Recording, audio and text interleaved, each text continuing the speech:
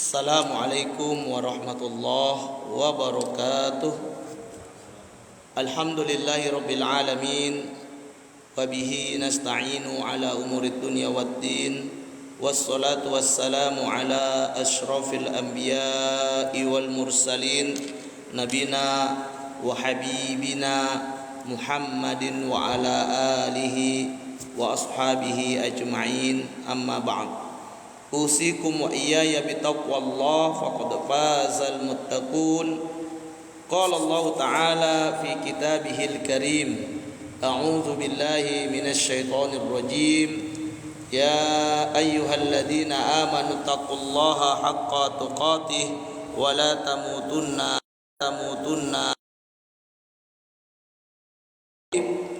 Subhanaka la ilma lana illa ma 'allamtana innaka antal alimul hakim. Ayohal asatid wal ikhwah, a'azzani Allah wa iyyakum ajmain. Hadirin jamaah salat maghrib yang dimuliakan oleh Allah Subhanahu wa taala. Kembali pada malam yang berbahagia ini kita melanjutkan kajian rutin kita yang sudah terjadwal secara sesuai dengan yang diatur oleh pengurus Mushola Al-Wafa atau Jami'ul Wafa, di mana kita ada jadwal setiap malam Rabu, Selasa malam Rabu kajian tib nabawi, kesehatan holistik ataupun kesehatan Arab klasik. Alhamdulillah sudah berjalan sampai dengan beberapa kali pertemuan, dan ini pertemuan yang kesekian kalinya dan sudah mencapai setengah dari buku yang sama-sama kita kaji ini, yaitu Resep Sehat ala Nabi Sallallahu Alaihi Wasallam karangan Profesor Dr. Said Hamad, yang asli daripada judul kitabnya ini dalam versi Arab itu adalah Al-Ilaj bil Asal, At-Tadawi bil Zait Az-Zaitun, Al-Ilaj bil Tamar, At-Tadawi bil Alma. Ini asli judul kitab ini digabungkan 4 judul menjadi satu kitab, ya, yang mana di dalam kitab ini seperti yang sudah kita kaji bersama sampai dengan malam ini, ternyata memang sangat luar biasa informasi yang diberikan oleh Profesor Dr. Said Hamad dalam kitabnya ini. Nah, untuk malam ini masih pada bab kurma, ya, dan tema kita, pembahasan kita adalah kurma makanan ajaib. Ya, kalau kemarin kita membahas rahasia manfaat, ya, kurma, maka hari ini atau malam ini kita akan melihat seperti apa keajaiban kurma sehingga oleh para ilmuwan dianggap sebagai makanan ajaib. Ya. Jamaah yang Allah Subhanahu wa taala, ya, kenapa kurma disebut makanan ajaib? Karena oleh para pakar setelah meneliti, ya, kemudian mengkaji dengan basic keilmuan yang mereka miliki dari pandangan medis, ya, maka mereka sama-sama menegaskan ataupun memastikan, ya, bahwa kurma ini memiliki nilai gizi yang sangat penting, ya, dan mengandung nutrisi yang sangat juga penting bagi tubuh manusia, ya. Ini hasil kajian para pakar kesehatan di zaman ini, ya, setelah melihat kenapa kurma itu begitu banyak dikonsumsi oleh manusia, khususnya di negeri Arab, negeri Afrika, dan sebagian negeri-negeri lain di dunia. Dan memang umumnya kurma ini menjadi buah yang sangat diminati. Nah, ya, jadi buah kurma itu hampir tidak ada negara yang tidak mengimpornya, ya, karena memang kurma ini merupakan makanan yang penuh dengan gizi dan nutrisi yang dibutuhkan oleh tubuh. Bahkan disebutkan, ya, kurma itu dapat melindungi tubuh dari penyakit kanker, penyakit yang sangat ditakuti, kanker, ya. Di mana penyakit ini sudah menjadi penyakit yang paling banyak menyebabkan kematian. Nah, ya, secara ilmu kesehatan. Kalau mati kan urusan ajal, ya, bukan karena sakit atau tidak sakit. Nah, tapi secara ilmu kesehatan begitu. Di antara penyakit yang banyak menyebabkan orang sulit disembuhkan ataupun bisa cepat mati, itu adalah penyakit kanker. Kemudian kurma juga dapat melawan racun. Jadi kalau ada orang yang ingin terbebas dari racun, nah, ya, rajin-rajinlah konsumsi kurma. Dan ini sudah disinyalir oleh Nabi 1400 tahun yang silam, di mana Nabi mengatakan apa? Siapa yang memakan 7 butir kurma, nah, ya, 7 butir kurma ajwa, kurma Nabi yang warnanya hitam itu, ya, maka apa kata Nabi? Dia akan terbebas dari racun dan sihir pada hari itu. Ya, jadi konsumsinya kapan? Pagi tentunya. Kalau ingin bebas hari itu ya pagi, jangan sore, ya, lambat. Ya, kayak bebas hari itu, bebas besok, ya kan? Konsumsi bangun subuh. Ya, pertama minum air madu. Ya, maksudnya madu dicampur air hangat. Ini yang pertama kalau ingin sehat. Setelah itu jam-jam 8, jam 9 sarapanlah dengan kurma. Tidak usah sarapan dengan yang berat-berat. Apalagi kalau kurmanya kurma ajwa. Nah, maka racun akan dilawan, dibersihkan oleh kurma. Ya, ketika dicerna, dia akan membersihkan racun yang ada di lambung maupun di usus. Kemudian kurma juga memberikan energi yang dibutuhkan oleh tubuh manusia.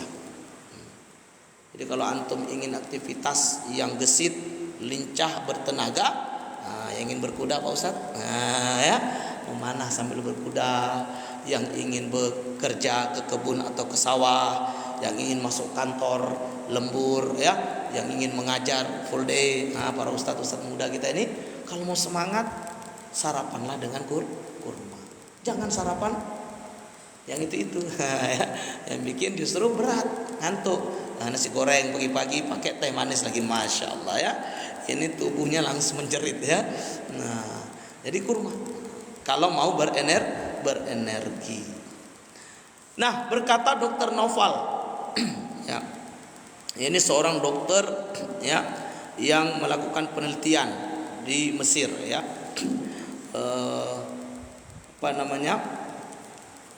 beliau ini, ya, menyampaikan bahwa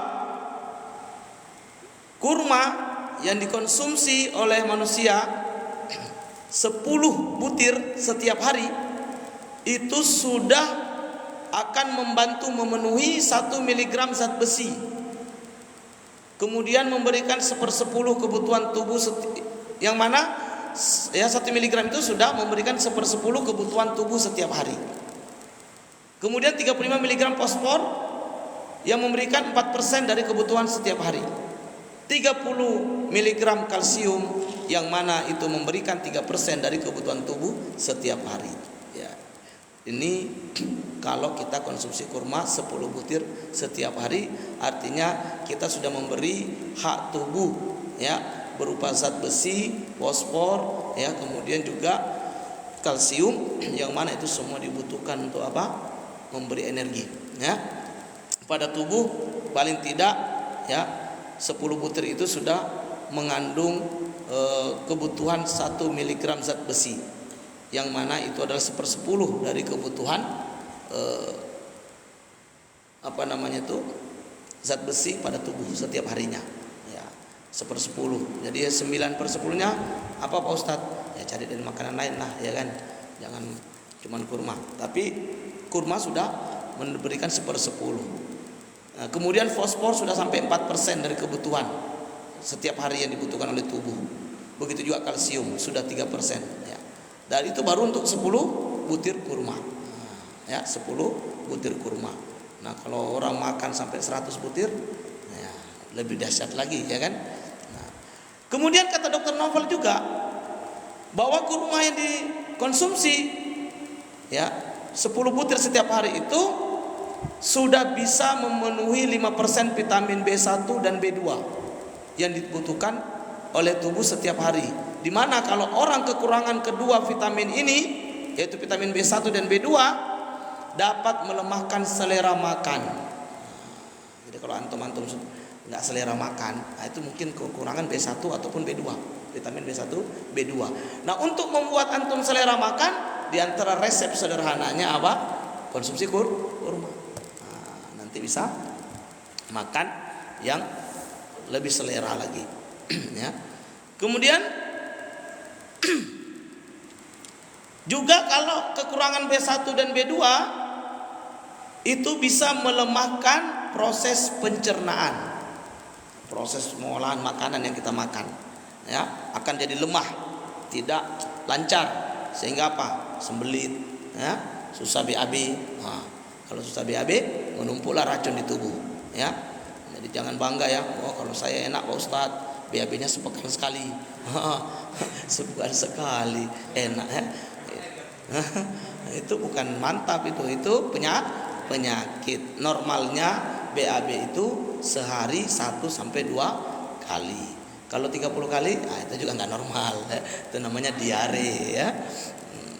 Nah ini, jadi kurma itu bisa, ya, membantu pemenuhan vitamin B1 dan B2, yang mana ini dibutuhkan dalam proses pencernaan. Kalau kekurangan B1 dan B2 vitamin, ini akan membuat lemahnya proses pencernaan. Yang berikut, kekurangan vitamin B1 dan B2 akan mempengaruhi kesehatan urat saraf. Jadi apa? Akan terjadi masalah pada urat saraf kita. Bisa jadi sumbat, bisa jadi kaku, tegang, sehingga apa? Susah gerak, badan kayak robot. Kan ada orang tuh untuk Bali aja yang nggak bisa gini dia. Ya, nah ini tegang saraf. Nah, ya, tegang saraf. Bisa jadi faktornya apa? Kekurangan vitamin B1 dan B2. Ini menurut siapa? Dokter Naufal, ya, seorang dokter ahli yang kompetensi di bidang, ya, medis, khususnya dalam bidang nutrisi dan gizi ini. Ya. Kemudian selanjutnya disebutkan pula di kitab ini, ya, sebuah hasil, ya, penelitian juga, bahwa baru-baru ini ditegaskan pula, ya, apa itu? Jika seseorang mengkonsumsi 10 butir kurma setiap hari secara rutin, akan memberikan 60 gram gula. Jadi antum tidak usah pakai cari-cari gula-gula pasir, cukup kurma saja. 60, ya, gram gula sudah bisa didapatkan dari 10 butir kurma. Kenapa butuh gula? Ya karena memang gula ini untuk sumber energi nantinya, ya. Kemudian ada 2 gram protein, lebih dari 500 mg potasium yang berguna bagi tubuh, 230 kalori yang memberikan 8% dari kebutuhan tubuh laki-laki, atau 10% kebutuhan anak usia 10 tahun, atau 12% kebutuhan perempuan setiap hari. Ini kalau kita konsumsi kurma 10 butir. Mirip-mirip dengan hadis Nabi kan? Nabi suruh berapa? 7. Itu bukan batasan maksimal. 7 itu minimal. Nah, penelitian medis kekinian mengatakan apa? 10 ternyata hasilnya itu sudah membantu, sangat membantu memenuhi beberapa kebutuhan tubuh berupa zat-zat mineral, ya, yang dibutuhkan. Juga ada kebutuhan gula, protein, ya, kalori dan potasium, bahkan untuk pertumbuhan anak, ya, pertumbuhan orang dewasa, laki-laki orang dewasa, kemudian perempuan, setiap hari sudah akan terbantu kalau dia konsumsi kurma 10 butir setiap hari. Ini tentu menunjukkan betapa kurma ini sangat ajaib sebagai sebuah buah, dan buah yang awet, mudah disimpan, ikhwah. Nah, antum kalau beli mangga 3 hari nggak makan, Ustaz, itu sedekah sama ulat, ya kan? Kalau udah masak ya, biarin. Tapi kurma beli Ramadan lalu sampai Ramadan akan datang, kalau nggak dimakan pun nggak apa-apa, tetap awet. Yang penting jangan direndam di air comberan kan itu. Subhanallah. Ke rumah saya masih ada yang Ramadan yang lalu saya beli, ya kan? Saya konsumsi, masih enak tadi saya makan sebelum kesini, ya, supaya saya jangan dianggap cuma teori aja, ya kan? Nah, bukti bahwa Anda, ya kan, percaya kurma itu ajaib, konsumsi, ya kan gitu. Alhamdulillah saya hari ini sudah makan 10. Makanya walaupun tadi demam-demam berpikir ini bisa kajian nggak nih, bisa kajian nggak nih, alhamdulillah, ya, makan kurma, istirahat, ya. Wah, hari ini fresh lah, ya, muka masih kinclong lah, ya kan, masih good apa Ustaz, good looking. Ya gitu. Nah, ini konsumsi kurma. Kemudian Dr. Naufal juga menambahkan bahwa kurma hanya mengandung sedikit lemak dan sodium, ya. Sehingga apa?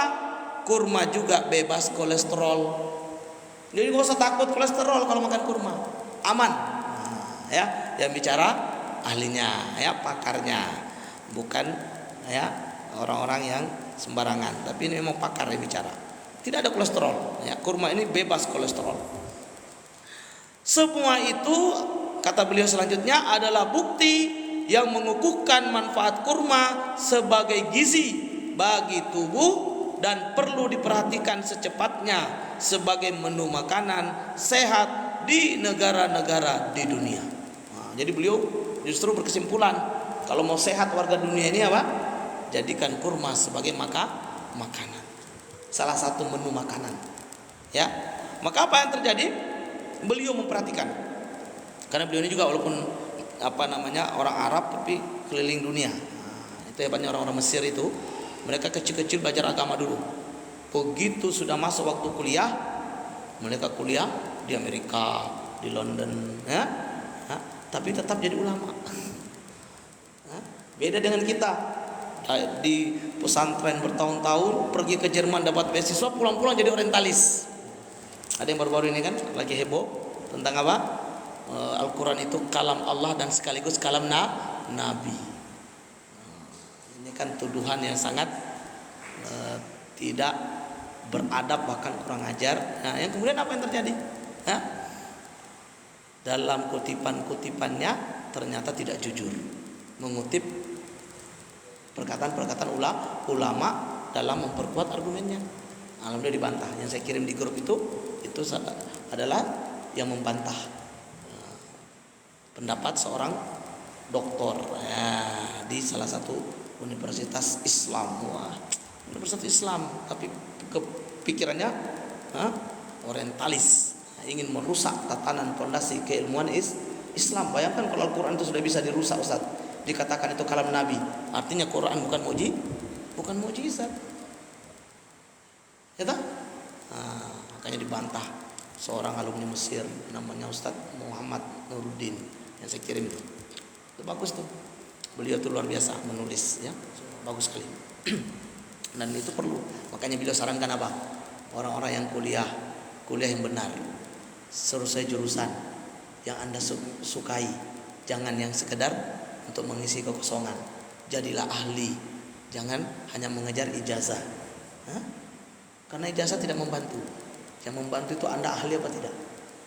Kalau Anda ahli tanpa ijazah, Anda akan tetap dihargai. Tapi kalau Anda cuma mengandalkan ijazah tanpa keahlian,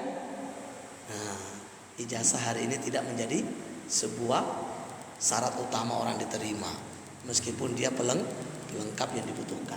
Begitu. Ustaz kita ini ahli berkuda, hana ijazah, tapi kalau suruh berkuda ahli, bisa mengajarkan orang, ya, bermanfaat untuk mengajarkan olahraga sunnah. Bang Eka nggak ada ijazah, tapi dengan kalian renangnya ikut turnamen kemarin kan juara pula, walaupun tidak juara satu juga. Kalau kita pikir ecek-ecek mandi-mandi di laut itu subhanallah, karena memang ahli. Lihat beliau pengusaha muda sukses, karena memang ahli di bidangnya. Jualan bubur enak, duit 300.000 sehari mah gampang, ya kan. Cuman belum terbukti karena belum ada bendahara, ya. Dan segera ada bendahara gitu kan, biar terbukti kekayaannya kan begitu Ustaz. Maka kalau kita ahli akan ada penghargaan. Tapi kalau kita hanya main-main, hanya sekedar mengejar selembar kertas, khawatir kita keluar dari lembaga pendidikan justru bukan jadi contoh ya seorang alumni pendidikan atau bahkan tidak bisa jadi pendidik, malah jadi apa? Sampah masyarakat. Nah, ini masalah kita hari ini. Ya, makanya saya tidak bangga orang cum laude. Tapi bisa buat apa di masyarakat? Ya kan? Buat apa di masyarakat? Anak saya begitu. Sekarang yang di Jawa ranking 4, nilainya 10, Al-Qur'annya, tafsirnya 10. Saya bilang, iya 10 itu maksimal kan? Nilai paling tinggi kan? Tapi saya salut dengan ustadznya. Nasihatnya apa? Innamal ilmu al-khosyah. Untuk apa nilai 10? Ya kan? Ustaz, kalau enggak ada khosyah kepada Allah, ada manfaat enggak? Hafalan Qur'annya nilainya 10 Ustaz. 10 itu kan maksimal.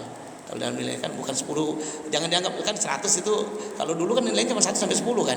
Sekarang baru ada nilai 100 itu kan. Nah, di pondok itu masih gunakan angka 10. Nah, sempurna 10 hafiz beliau. Ya karena memang hafiz dari sini kan. Nah, masuk ke sana. Terus itu tafsirnya 10 juga. Saya bilang enggak. Bukan itu nilai segitu, enggak ada arti kalau sholatnya masih dibangunin. Diobrak-abrik kamarnya sama mudabir baru bangun, apa nilai? Ya kan? Maka bagus sekali nasihat ustadznya itu. Ketika memberi nasihat di raportnya, innamal ilmu al-khosyah. Hanya saja ilmu itu adalah sebuah ketakutan kepada Allah. Nah, itu orang berilmu, alim yang punya host ya, bukan kayak itu ayat. Innama yakhsallaha min ibadihi al-ulama. Bahwasanya yang benar-benar takut kepada Allah itu hanyalah ulama. Nah, berarti orang alim kalau nggak ada khosyah bukan alim, walaupun sanadnya banyak, walaupun kertas sertifikatnya memenuhi dinding kamar, kalau nggak ada khosyah bukan alim. Nah, maka nasihat ustadz itu saya anggap wah ini nasihat yang tepat. Jangan sampai nilai tinggi sudah lupa bangga, ya kan? Nah seperti itu. Jamaah Allah Subhanahu Wa Taala. Nah akhirnya Dr. Novel memberi sebuah penjelasan apa? Bahwa perusahaan-perusahaan makanan di setiap negara di dunia sangat ingin menggunakan kurma sebagai unsur nutrisi utama dalam berbagai produksi makanan. Hal itu mengingat akan penting dan manfaat kurma bagi manusia. Di Eropa hari ini, di Amerika, negara-negara maju itu yang katanya paling maju, ya kan? Hari ini berlomba-lomba mengimpor kurma untuk apa? Ingin bagaimana kurma ada di setiap produk makanan. Ya, artinya apa? Kurma itu menjadi salah satu bahan untuk menghasilkan sebuah produk makanan. Misalnya makanan apa harus ada kurmanya. Kenapa begitu? Karena mereka sudah sadar ternyata kurma itu buah ajaib yang penuh manfaat. Gizi dan nutrisinya itu sulit didapatkan dari buah-buah yang lain. Keawetannya saat disimpan tidak ada yang menyamainya. Ada nggak buah yang seawet kurma? Langsat saja sebentar. Durian apalagi? Buah apalagi? Jeruk, buah mangga, buah kedondong yang keras pun lama. Satu-satunya agak lama itu semangka. Ya, apel pun karena ada lapisan lilin. Ya kan? Maka ini Masya Allah kurma ini dahsyat. Ya, selama antum simpan dengan baik, ya maka dia sangat awet. Selanjutnya Dr. Novel menyarankan untuk mengkonsumsi makanan-makanan yang mengandung vitamin-vitamin yang dapat meningkatkan daya imunitas, mengatasi ruam-ruam, penyakit-penyakit kronis dan menunda penuaan. Nah, ini saran medis dari seorang dokter untuk kita semua. Jadi kalau milih makanan, milih menu, ya makanan apa harus yang punya kandungan vitamin-vitamin yang bisa meningkatkan daya imunitas. Kenapa? Karena imunitas yang baik akan mencegah terjadinya penyakit. Jadi penyakit itu bukan sebabnya karena virus dan bakteri semata-mata. Lebih dari itu, bahwa kemudian penyakit itu datang ketika imunitas tubuh melemah. Imunitas tubuh melemah, virus dan bakteri masuk. Masuknya virus dan bakteri bisa melemahkan organ. Kalau organ sudah lemah maka penyakit akan datang. Nah begitu. Maka kata beliau, ya disarankan untuk konsumsi makanan-makanan yang mengandung vitamin-vitamin yang dapat meningkatkan imunitas. Kemudian yang dapat mengatasi ruam-ruam. Apa itu? Bintik-bintik merah, gatal-gatal ya di kulit itu karena panas ataupun yang lain. Ini cari makanan-makanan yang seperti itu. Kemudian penyakit-penyakit kronis. Banyak lah ya penyakit yang lambung lah. Yang paling banyak di kita apa? Lambung. Penyakit lambung. Hampir semua orang kena penyakit lambung, masya Allah. Kemudian yang menunda penuaan. Ini penting memang. Ya kan? Kalau wajah itu cepat menua, terlihat, orang tidak tertarik. Ya. Guru kalau mukanya jelek juga murid males. Serem kali Pak guruku. Ya kan? Jadi harus good looking, ya kan? Makanya di mana-mana sekarang perempuan di depan. Iya enggak? Jualan perempuan Pak Ustaz. Jaga toko perempuan. Bahkan yang mengajar sekarang laki-laki udah kalau ada sekolah SD atau SMP itu semua gurunya hampir perempuan. Laki-laki cuma 2 ekor. Kenapa? Laki-laki sudah tidak good looking. Sudah tidak good looking, kumisnya berantakan, ya kan? Jenggotnya berserakan, gitu. Jangan, ya tetap harus dirapikan. Yang melihara jenggot, rapikan. Jangan dibiarkan serak kayak hutan belantara yang tak terurus, ya kan? Dirapikan. Kumis, apalagi kalau sudah berwarna-warni, ya kan, udah mulai nampak menua, udah berubah warna putih, ya disemirlah sedikit dengan semir yang dibolehkan syariat, kan boleh, ya kan? Inai itu kan masih boleh pakai, ya pakailah inai supaya jangan terlalu nampak tua kali, ya kan?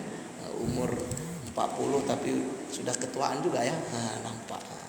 Jadi ini penting, kata Dr. Noval. Ya. Nah, apa saja makanan itu? Setelah beliau memberi saran, beliau juga memberi solusi. Di antara makanan-makanan yang dimaksud berkaitan dengan bulan Ramadan dan kaya akan vitamin ialah kismis. Nih, teman-teman, kismis masya Allah mudah dapat nih, murah lagi harganya.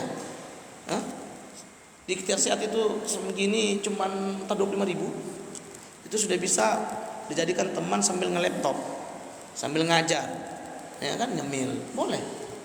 Nggak masalah Ustaz, ya, ngemil kismis dan tahu kismis. Kalau saya tidak keliru ucapannya seorang tabiin entah Sufyan Ats-Tsauri atau Uyainah, ya Ibnu Uyainah itu mengatakan apa? Hendaknya anak-anak yang ingin menghafal Quran agar daya ingatnya kuat, dia harus membiasakan mengkonsumsi kismis. Kismis itu apa? Anggur kering. Anggur kering. Jadikan cemilan setiap hari kalau antum ingin kuat daya ingat. Jadi para ustadz yang ingin mengajar, ya kan, mengajar kitab, ya harus punya daya ingat yang kuat, maka kismis menjadi makanan enak.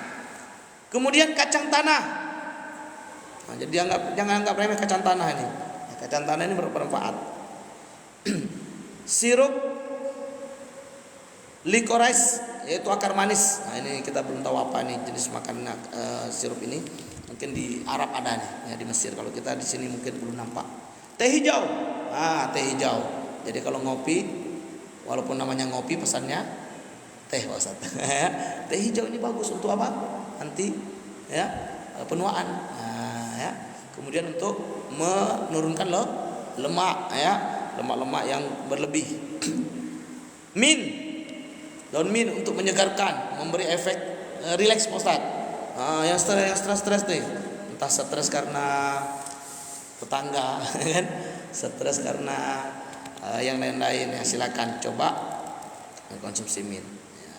Kemudian beliau juga menyarankan untuk mengkonsumsi sayuran-sayuran, ya, tomat, wortel dan bawang merah saat berbuka puasa. Ternyata ini dibutuhkan. Karena ini semua punya fungsi apa tadi? Fungsi untuk memberikan imunitas, meningkatkan imunitas, mengatasi ruam-ruam, mencegah penyakit-penyakit kronis dan menunda penuaan. Tahu nggak tomat itu apa manfaatnya? Ya, secara medis tomat sangat baik untuk, ya, mencegah penyumbatan pembuluh darah jantung. Jadi pencegahan plat di pembuluh darah untuk jantung itu bisa dicegah dengan tomat. Jadi konsumsi tomat. beli makan. Nah, itu di jus. Juga untuk laki-laki usia 40 tahun ke atas agar tidak terjadi prostat. Nah, ya, untuk tomat. Wortel itu sangat bagus untuk mata karena vitamin A-nya sangat banyak dan tinggi. Ya, termasuk kurma. Ya, kemudian kacang, apalagi kacang merah itu bagus untuk ginjal. Jadi ada penelitian kajian beberapa buah yang bentuknya mirip dengan organ. Di antaranya wortel. Kalau antum belah, iris, ya, apa yang terlihat? Ada lingkaran. Di tengahnya ada kayak bulat. Itulah mirip dengan mata kita. Coba tengok irisan mata kita. Itu mirip. Maka wortel cocok untuk mata. Kemudian kacang merah, bijinya itu bentuknya kayak apa Ustaz? Mirip ginjal. Maka dia sangat bagus untuk menjaga kesehatan ginjal. Tomat, ya, warnanya merah seperti, bentuknya juga kalau tomat kekinian seperti jantung, ya kan? Kemudian ubi jalar. Coba tengok ubi jalar itu. Sekilas mirip apa Ustaz? Dalam tubuh kita. Agak panjang-panjang kecil dia Ustaz. Lebih mirip ke pankreas. Ternyata dia bagus untuk membantu menjaga pengeluaran gula di tubuh sehingga tidak sembarangan, normal dia. Teratur dia, tertata. Jalan. Insyaallah nanti antum masih lihat seterusnya di TikTok saya, ini sedang diproses oleh admin untuk dinaikkan sebagai resep-resep sederhana, ya. Mudah-mudahan ya ada manfaat untuk kita semuanya. Nah, kemudian beliau ya menceritakan seorang teman di Ma'had anak-anak dan anggota Al-Jami'ah Al-Misriyah Lirri'ayah Al-Wiladah, yaitu Dr. Majdi Badran, mengukuhkan bahwa memulai buka puasa dengan mengkonsumsi kurma itu sangat bermanfaat bagi kesehatan orang yang puasa. Sebab sepanjang hari lambung pasif dan mengendur. Karena itu sangatlah bermanfaat memulai buka puasa dengan makanan yang mudah dicerna dan diserap. Kemarin kita sudah bahas, kurma itu mudah diserap dan mudah dicerna, cukup membutuhkan waktu satu jam saja. Sementara makanan lain itu minimal 4 jam. Nah, maka orang puasa lambungnya sedang mengendur karena tidak terisi sama sekali, maka untuk memudahkan dia untuk mencerna butuh makanan yang mudah diserap dan dicerna. Nah, itulah kurma. Bahkan mengkonsumsi kurma juga bisa membebaskan tubuh dari racun yang timbul dari proses pencernaan makanan. Ya.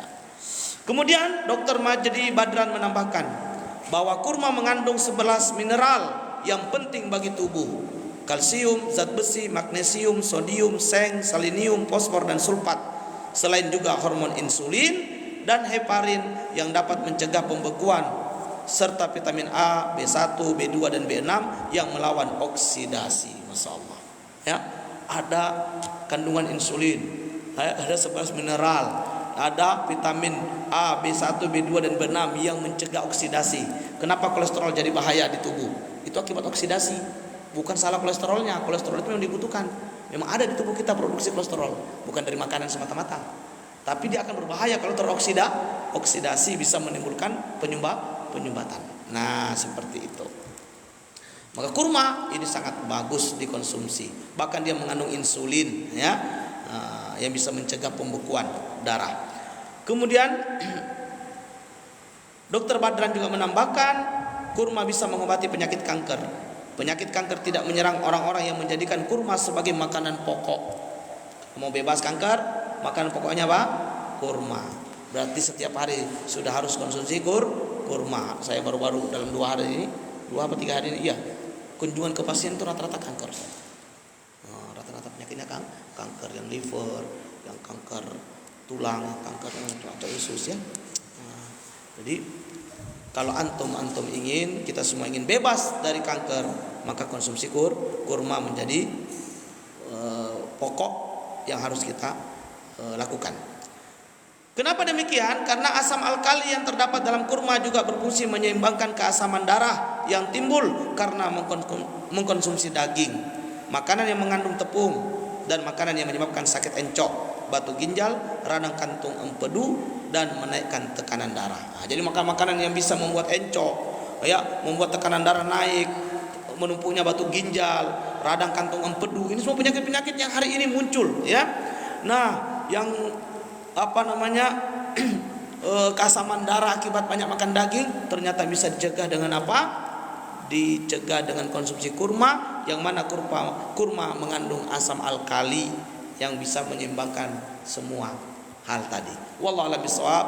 Inilah diantara keajaiban kurma menurut para pakar yang mudah-mudahan bermanfaat untuk kita pahami ya bersama, dan bisa kita jadikan motivasi acuan di dalam bersemangat untuk menjadikan kurma sebagai salah satu makanan sehat kita sehari-hari, ya.